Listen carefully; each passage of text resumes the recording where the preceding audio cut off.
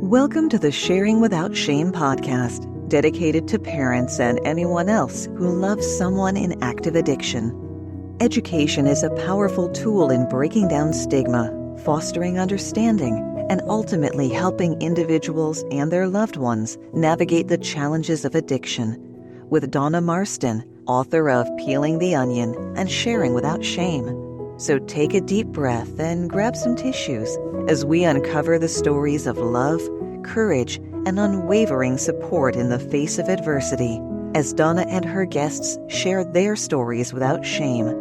Because when we share our stories without shame, we inspire others to do the same.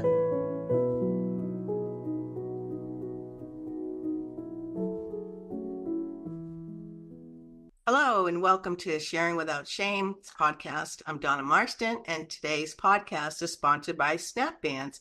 That's SNAPPBANDZ, and this is the Snap Band, and it's Snap Therapy. It's a unique cognitive behavior therapy bracelet that integrates gentle physical sensations with personalized mantras. It cues instantly to transform our thought process. Mine says blessings on it. And I never thought of myself as a blessing till I saw this and saw the packaging. And I thought, wow, that's pretty cool.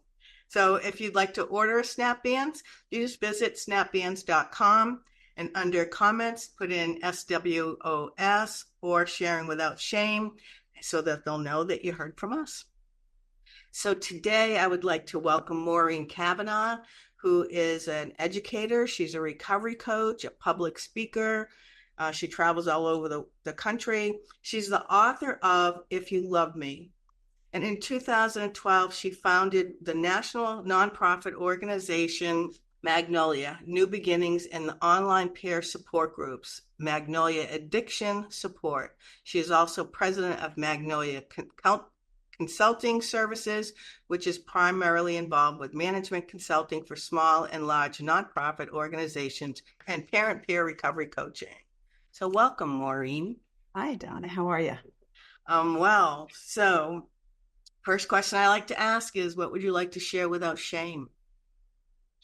That's a tough question because I think I'm fairly shameless. I think I share a lot of things, probably a lot more than most people would, and I don't feel any shame about it. But I think the one thing that we often feel shame about, I see people feel shame about feeling optimistic or hopeful.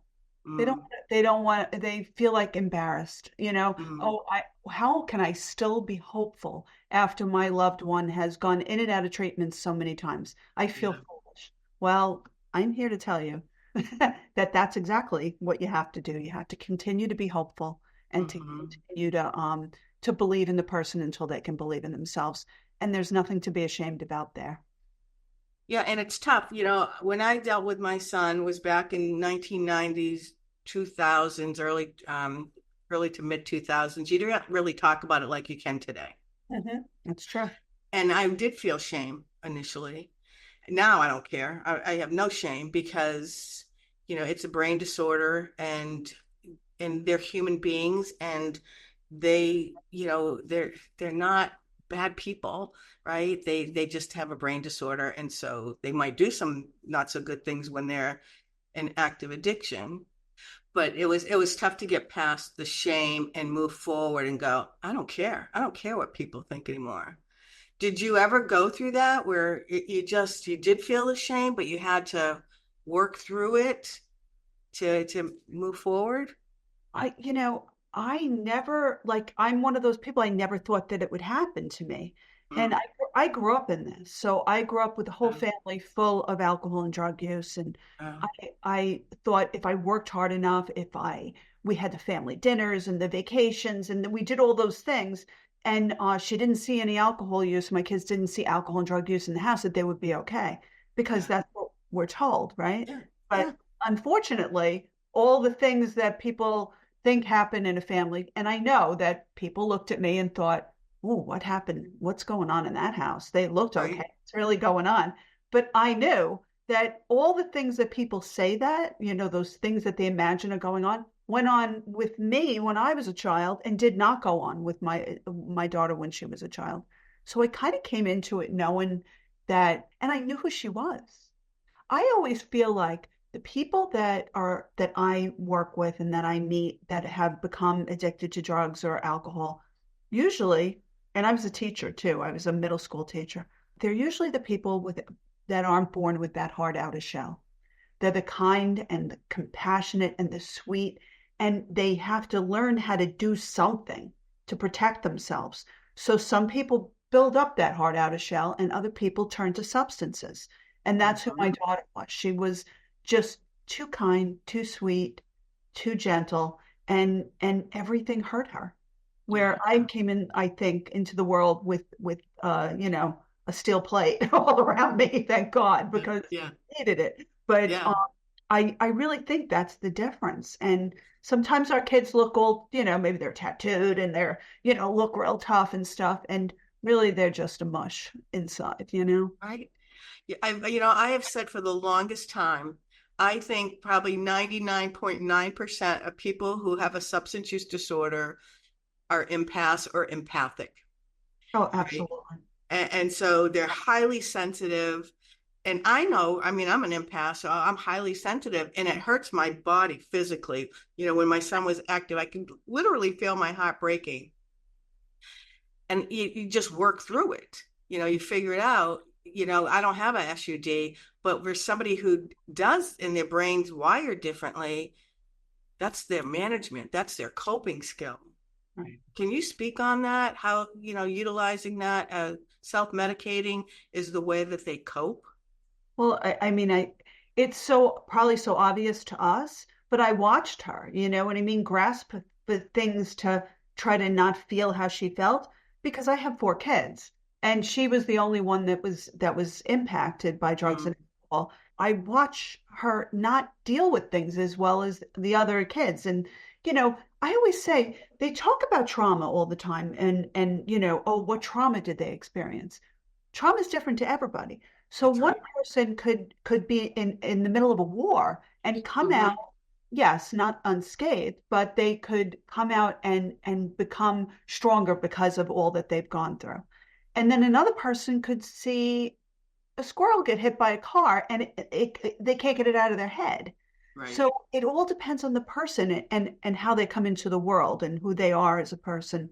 And to be able to live in this world, it's not an easy thing. But when you're like that, when you're too good for, for an easy life, if everything is bothering you, you're going to turn to something.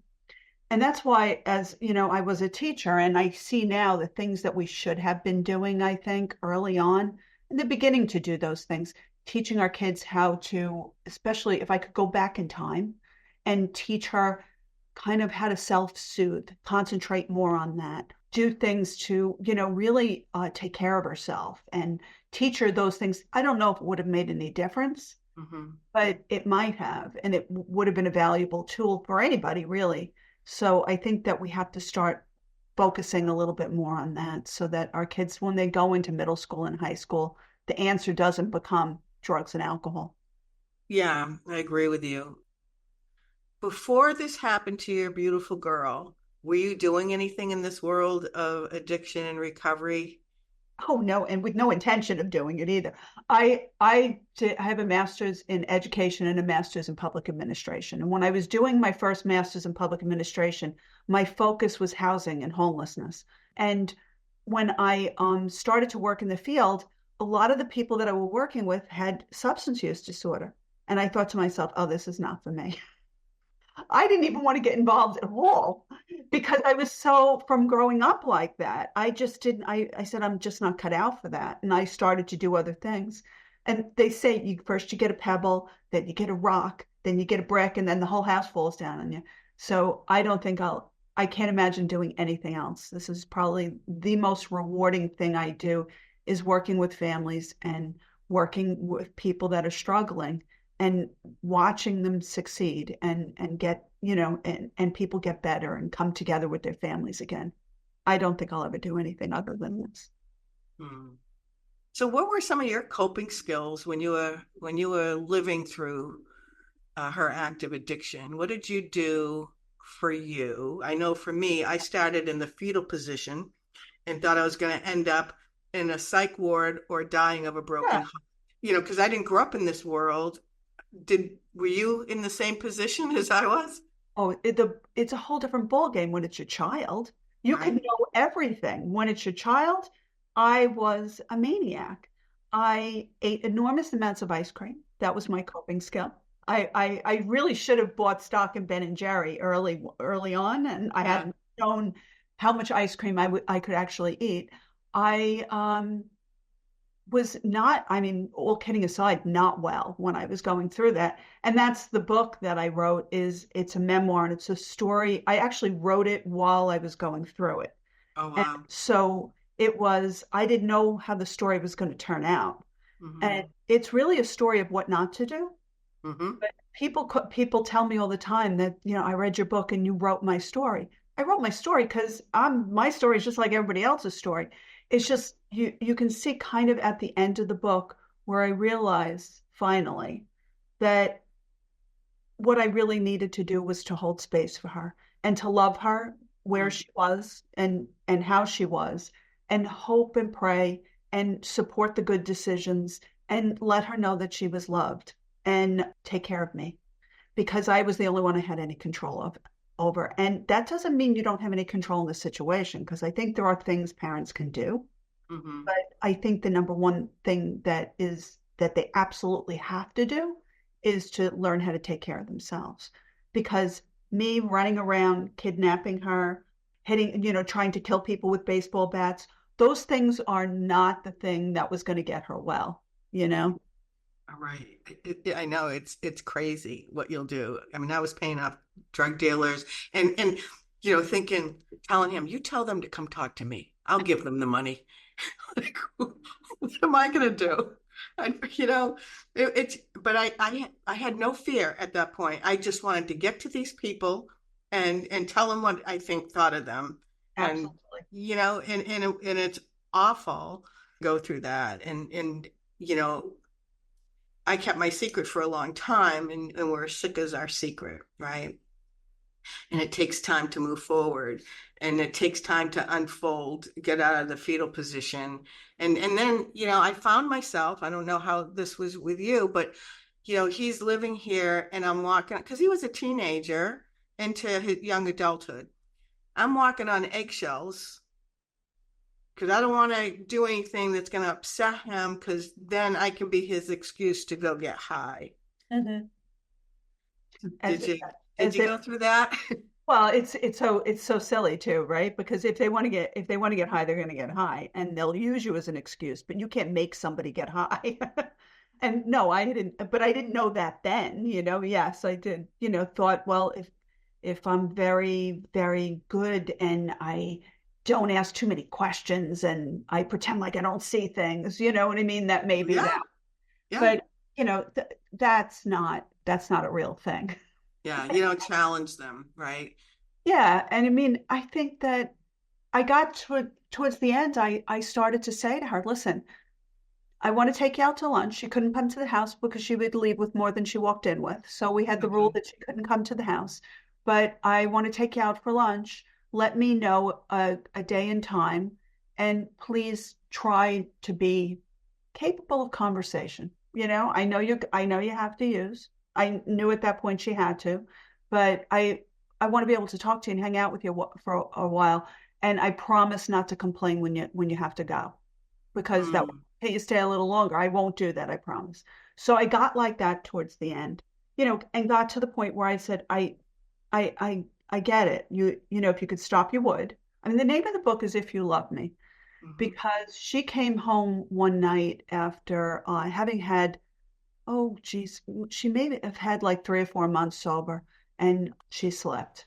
And some friends brought her home at about 3 o'clock in the morning, and she was sitting on my kitchen floor, and she was so disappointed in herself, and she Sure. she couldn't go back because she was in this sober house with lots of people that she really cared about her, and she was doing really well, and she'd gotten a job, and she was like really doing well and proud of herself, and she knew she couldn't go back. And I said, Katie, I said, I love you so much, and you're going to die. And she looked up at me and she said, if you love me, you'd let me die. Oh. And that's where the title of the book comes from. And I realized at that moment that I didn't get it. And I started to change what I was doing. It was her that changed me, And I realized that I didn't understand. I could never understand how much pain she was in. She was holding on because she didn't want to leave us, in any way she could. Although she overdosed to the point of where she was brought into the hospital, blue and gone 13 times. Oh. Probably overdosed another 20 times that she remembers that somebody had Narcan. So we were very, very lucky. And that's what it comes down to. She was extremely lucky beyond belief. And so was I. But I think that, I realized at that point that I could love her as much as she would allow me to be around her and love her while she was going through this, and just, do everything I could to educate myself and to take care of myself so I could be strong and also logical and reasonable, which I wasn't, because Yeah. Oh, yeah, I get that. I mean, what happens is we start operating, instead of operating out of the front of our brain, we start operating out of the amygdala, out of that fight or flight area of our brain. And that's where the crazy comes from. Sure. And It's panic. I was the craziest person you ever met. I always tell people I'm nice and calm now. I was a special education teacher. People don't really, I was a maniac. I was doing things, and I would walk into places I should never be going. And I was sincerely the scariest person in the room because I wasn't, like you said, I had no fear because I wasn't thinking correctly. I should have had fear. Right. And we're desperate, though. We're desperate. Yes. I put myself in dangerous situations. And if something would have happened to me, that wouldn't have been helpful in any way. Right. Right. Yeah, it's amazing the craziness that comes out when we're trying to save and rescue our child from their addiction, and blaming people, places, and things for what's going on. And like you said, not understanding it. Well, that's part of the problem, I think, is the not really understanding. And I thought myself to be I was an educated person, a fairly intelligent person, but I didn't know where to look for the information. That was the problem. So I was getting a little bit here and a little bit there, and not necessarily from reliable sources, from well-intended sources most of the time, but not always, not always. Mm-hmm. And because she got caught up in that whole Florida thing too, when everybody was sending their kids to Florida. So, not always well-intended, but for the most part, people meant well when they told me things, but they don't always know. There's some studies out of the University of Texas Tech. They have they do a lot of research around the brains of family members. Not the person that has the substance use disorder, but the person that's supporting them.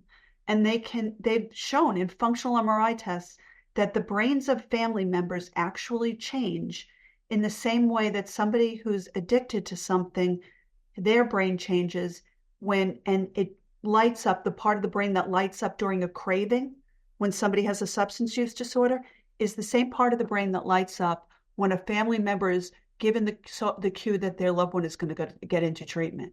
And it lights up stronger, and when somebody has been at this the longest, they identify as codependent or fully enmeshed or whatever you want to call it.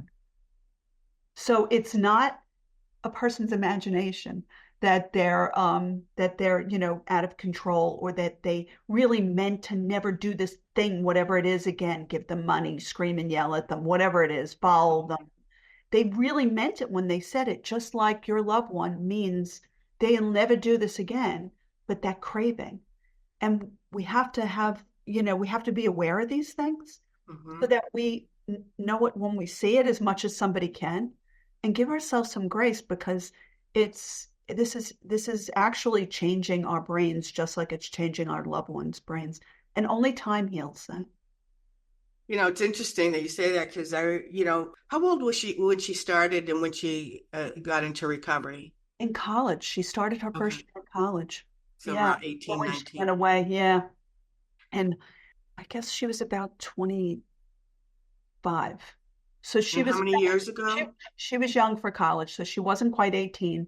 and she may have experimented a little bit in high school, but it wasn't a problem until about 18, and 25 is when she quit. And she's 31 right now, thank goodness. So that's interesting because my son started at 15. By the time he was 18, was an IV user and found his recovery at 25. Isn't that something? Yeah, and it's interesting because when he was born, I always felt like something was going to happen to him. And if he makes it to the age of 25, he'd be okay. And I used to be like, how can you think like that? That's so negative. How do you do that? But it was just, it haunted me. And then he goes on this crazy, journey of addiction, and he finds his recovery at 25. And so he's 16 years in recovery now. And he went to treatment on Mother's Day. It's many years ago. So it still feels like yesterday, doesn't it? No matter how long it is, it still feels like yesterday. Like I can go right back there, and all I have to do is think of a few things. In an instant, or you look at him and go, "Oh, you all right? What's going on?" One of the things, I had a mom his last treatment he went to when he went away, and she called and she said, "Oh, he's coming home," and I said, "Yeah," and I started in. He's going to get a job. He has to do this. He has to do this. The thousands of dollars he owes us. And I'm going to remind him and all this stuff. Right. And something happened that night because she said to me, why don't you do something different this time when he comes home from treatment? Why don't you zip your lip? And why don't you find your own recovery program? And I thought, how dare you? I'm the mother. You don't know what I've been through. I have every right to remind him of all this stuff. Something shifted in my sleep that night. And when I woke up in the morning, I zipped my lip. Can you speak to that?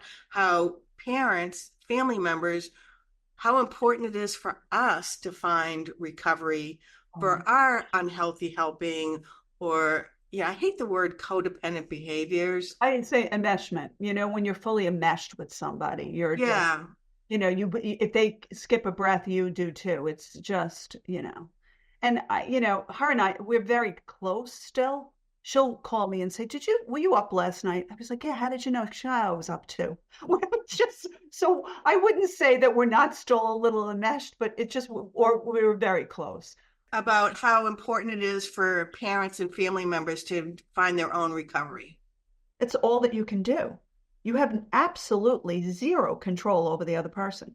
Mm-hmm. And when just think about it this way too, like if you were struggling with the hardest thing you've ever struggled with, and then your whole support system looked like they had completely lost their minds, because they kind of have, that's not helpful, right? Mm-hmm. You want a rock. You want your family members to be strong and stay whatever it is that they say they're going to do, to continue to do it. You don't want to have a different reaction every time you go home. And sometimes I always tell people too, if you said something once, they've heard it.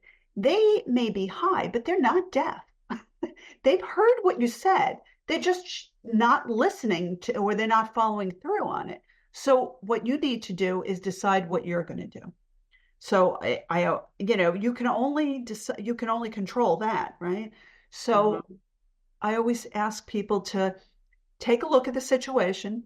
Tell me what it is that you want to say or don't want to say. What will it look like, whatever it is, when it's not working, and what's your plan for it? And that's all you can do. So if you want somebody to, like I would ask her, please don't come super high to lunch or breakfast or whatever. It was usually breakfast, actually. And she would show up and she would be okay. And I would be respectful of the fact that she had to leave when she had to leave. And what that wouldn't have looked like is if she came and she was not able to hold her eyes open. And that would mean that I would leave. And I had already laid that out for myself. Is that easy? Set a boundary. Yeah, it's not easy, but that's what we have to do. We have to have good, clear boundaries, and boundaries are not manipulation, and they're not punishment, and they're not a contract and a big list of things you want the other person to do. The boundaries are for you. Right, to protect your heart. Right. It was mine. It was what I would do if I didn't see the thing that I wanted to say. Mm-hmm. And it wasn't punishing her. We talked about it ahead of time. She knew what would happen, and it actually never happened. But that's how we have to lay out our boundaries. And I love that you went out to lunch with her, or breakfast with her, because a lot of people over the years, back in the day, kick them to the curb, don't, all this awful stuff. And I just couldn't do it. And when I was running family support in Concord, there was a mom, and her husband would not allow her son, who was homeless at the time, at the house. And she was beside herself. She said, I don't know what to do. And I said, well, Joe, you have a picnic table outside? She said, yeah. And I said, he said he couldn't come inside. He didn't say he couldn't come on the property. That's right. How about you have a picnic with him, make him some dinner, pack some up, and don't talk about all the stuff. Maybe bring out a photo album when he was a little boy, bring out fun stuff. Talk about some fun memories that you had. Remind him of who he is. Yeah. Yeah. And she did it. She listened and she did it. And she said it was the best visit ever. Same. Because we tend to be, with our fingers pointing at them, telling them what to do, when to do, and so all they hear is la, la, la, la, la, right? They just tune us out, and it just is what it is. Even when they're like toddlers, our toddlers tune us out. Yeah. They don't want to hear us. And so who wants to listen to be told what to do by somebody who clearly doesn't understand what they're going through? Because there's no way to go through that, to understand that, unless you're going through it yourself. And even if you've gone through it yourself, everybody has a different experience. So why not use the time to let the person see how much they're loved, and hope that they want to break that cycle of what they're doing so that they can have a better life. But you're there. We know that people get well when they're loved and supported. That is a key to people entering sobriety and staying in sobriety. Doesn't keep anybody in sobriety, but it's a very important factor. And and people, the number one reason people cite for going into treatment is family. Yeah. So it doesn't keep them there. Trust me when I tell you, I learned that myself. There's no way to keep somebody there after she walked into some form of treatment over 40 times. So you can't keep them there, but she kept trying. And if you ask her now, she'll say that she kept trying because of us. And I love that point too, because that's how my son was. He actually would go to get me off his back because I got too close. I was beginning to know too much. And so he'd go to treatment, and then he'd be good for 30 days or so. Well, not even sometimes. I think there was one time that night he came out, he started drinking or whatever. And then it would weaken his senses. And the next thing you know, he's back to, shooting up heroin and fentanyl. But it's just, it's hard. This is hard work. Any common myths or misconceptions about SUDs that you can share with the listeners? Well, there's so many, isn't there? I mean, people hear a lot of people say, because I work one-on-one with families, and I hear them say, why are they doing this to us? Don't they love us? That's what everybody always thinks the book is about. If you love me, it's not. I never doubted that she loved me, but I didn't understand why she kept going back. I didn't. But I think a common misconception is they're doing this willingly or spitefully or because they don't care about us. And it's really got nothing to do with us. And all that time, I mean, the only bit of sobriety that she could manage was probably, either to get us off her back or because she didn't want us to lose her. Not that she didn't want to go, because she was done and sick of being here, but that she didn't want to do that to us. So, she cared a lot and she loved us a lot. It's bigger than that. It's bigger than that. You have when you can see the physical changes in the brain, which is a lot of people don't know. This is another thing you hear. People say, they say it's a disorder, a disease. I don't believe that. I think it's willpower. Well, the definition of the reason why it's a disorder or disease is because there's structural and functional changes in the brain. when you have I know you know this, but when you have diabetes, type 2 diabetes that you Yep. get after many years of not taking care of yourself, or, for whatever reason, but there's a lot of people that get it because they're overweight and haven't taken care of themselves. And there's structural and functional changes in the pancreas. That's how they know you have diabetes. It's the same with addiction. Right. There's structural and functional changes in the brain. Mm-hmm. And your brain can go back to normal, but it takes time. And that's the other thing, is that somebody, when they stop using, how could they go back after detox and they just were in treatment? And how can they go? Well, it takes between 90 days and 2.5 years, and some people would say longer, for somebody's brain chemistry to go back and those functional and structural changes to go away. So that's why they go back. They go back because they're still suffering with the same disorder. Right. Yeah. Post-acute withdrawal syndrome. And I used to have parents come to me and go, my son or daughter, just when I talk to them, they seem like they're in a fog. Nothing makes sense. And I'll ask them, well, how long have they been in recovery? Oh, maybe 3 months. And then I explain what you just explained. They're like, thank you. They'll come back a year, year and a half, sometimes longer, and go, thank you because it made things better. They had an understanding, like the brain has to heal. Right. And it takes time, depending on how long they used, what they used, all of that comes into the mix. And it takes time. It's just like you go for open heart surgery. It's going to take, 6 months to a year to fully recover? Nobody would say, you're all closed up and the scar is healed. How come you're not running marathons anymore? 3 days after they're out of surgery, nobody would do that, right? Or even 30 days. We would say, take it easy, take care of yourself. But we don't do that with this because it's fear, where people are so afraid of this. It's so uncontrollable. And it is. It's very, and it's awful to watch. Right. But when someone's in full, active addiction and the family's trying everything they can to support them, or they're not. And I hear, like, sometimes they'll have one parent that's doing everything they can to support them and trying and learning, and they're sitting with me and talk. And the other one is like, you know what? I think this is just willpower. I don't want to even talk to them. I always say, and I feel like I've earned the right to say that after all I've been through, make sure if that's the last thing you say, you're okay with it. And I know that sounds cold, but I say it anyhow because I don't want them to have to live through that, because I've seen people that was the last thing they said was something hurtful. Mm-hmm. Yeah. Mm-hmm.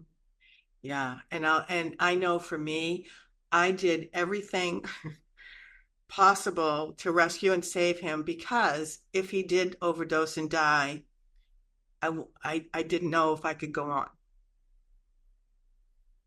Yeah, I get that. And I have a friend who was engaged, and her fiance had a reoccurrence, and she told him she hated him and wanted nothing to do with him, and he kept calling her. She wouldn't answer the phone, and he took his own life, and she had to live with that for a long time. It's very hard to get past that. So I mean, I've learned valuable lessons from my many friends who have lost their children. Mm-hmm. And I'm glad that was one I learned pretty early, is what you don't have to be without boundaries. You don't have to I didn't give her, every time she called me, I didn't give her what she wanted. I would start every conversation off when I was answering her, I love you very much, but that's not a decision I can support. Mm-hmm. And usually around halfway through, sometimes she'd hang up on me because she knew Yeah. Yeah. but that's okay, because she knew I loved her and I got it in there. And I tried really hard to end every conversation with, I love you too. Yeah. And I think the other thing too is to, if they ask for something, you can simply say, that's not an option today, but we can talk about what your options are. Because you're not saying no. I'll help you work through it. So let's talk about it. Yeah. I just think it's finding those kinder, more loving ways to interact so they don't go further down the rabbit hole. Well, and they know they still have a cheerleader, that she knew now how many times she walked into treatment that I would be, yes, you can do it. I know you can, and I think that And I call myself delusionally optimistic. I like that. Even when, because I had people saying, come on now, you have to stop this. You have to stop. We've never seen anybody go in and out of treatment like this, overdose this many times. You've got to stop. And I was, sorry, that's not going to happen. Never give up. Never, No. you never know when the miracle is going to happen. And I went on a retreat with the state of New Hampshire. I was the only mom, by the way. Everybody else was in recovery. And this one guy had been to treatment for 82 times before he found his recovery.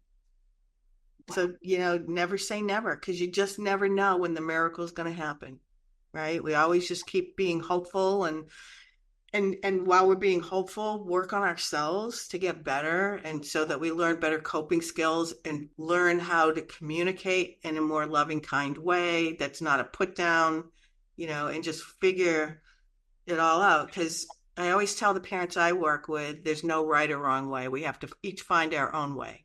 What worked for you, Maureen, may not have worked for me with my son. We just never know. No, yeah, it's very individualized, but I think there's some common denominators: taking care of ourselves, being kind to ourselves, trying to, like you were saying, deliver even a no with kindness. This is not any time that you want to be cruel or angry with somebody, because they're suffering, they're struggling, and if we think we're miserable and unhappy and in pain, imagine going through it and feeling all those things too. Right. Yeah. So how did you take care of yourself? When you started to come out of the ether, so to speak, and started to move forward, getting healthier, what were some things that you did to help you, almost like your life preserver, to keep your head above water so you could live life with your other children and your partner, spouse, or whoever else was in your life? I think educating myself was very helpful to get me there. One of the first things I remember doing, which sounds crazy because most people do this all the time, I turned my phone off at night. Mm-hmm. That was my huge, big taking back my life step. And then I started to sleep. And when I started to sleep, then I could exercise and meditate and do things and have a clear thought. But I couldn't do anything because I couldn't sleep. And, I let her know I can't do anything in the middle of the night for anybody. I couldn't do anything she couldn't do for herself. And God forbid anything bad happened, I didn't need to know at 2:00 in the morning. I really didn't. Mm-hmm. So I started to sleep, and that was very hard, but that was a huge step for me. Yeah, that sleeping stuff. I know. Stuff. Yeah. And I did the same thing. I brainwave meditations on at night to sleep, because I was going through menopause at the same time. I started I don't, everybody else said, did you go through menopause? No, I don't remember. Because it was all so horrible. I guess I did, but I just, all of a sudden I was through it. And I thought to myself, so many horrible things were happening. I probably didn't notice. Right. Yeah. Oh, it's brutal. It was awful. So before we're going to wrap up, how do people get in touch with you if they'd like to utilize your services? I used to say, I think my phone number's on the side, on a bathroom wall in every recovery center in the state of Massachusetts. I'm pretty easy to find. All you have to do is look me up, but anybody can call me at 617-291-3266. They can reach me by email at Maureen@Magnolia, C as in Charlie, S as in Sam.com. I'm super easy to get in touch with. And I always tell people that if I can't help you, this is how I make my living now. I see people privately, and I do lots of training and speaking, but I never would, and I bet you're the same way, tell anybody I can't help them. We have free meetings on Zoom through Spectrum Health Systems. They do my 26 module meeting that I created on Wednesday nights at 6:00. Anybody can sign on. So they just go to Spectrum Health Systems and look up the support groups or family support or something, and they can find them. I train all over the country for those family support groups, and I think they're really good. And I think somebody can go to a different meeting every night in a different way, and that would be awesome. But I also do everything I can to, give people information and free support if they're not looking for one-on-one. Awesome.